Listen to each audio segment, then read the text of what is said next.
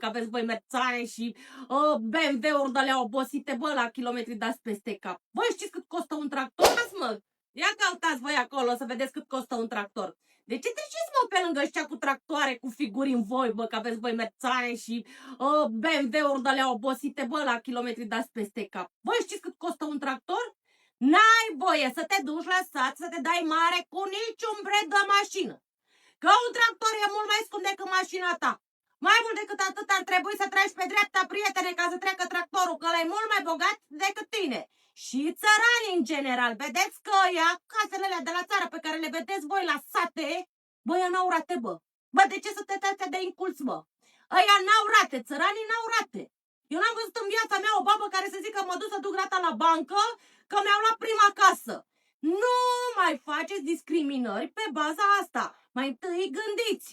Puneți mintea la contribuție, că ăia sunt mult mai bogați decât ăștia de la oraș. Și încă o chestie, mult mai educați, mă. Mult, cu mult mai educați. Pentru că nu știți decât să ziceți ăla din provincie. Dacă sunteți din provincie, lăudați-vă, că vă spun eu că aveți cu ce.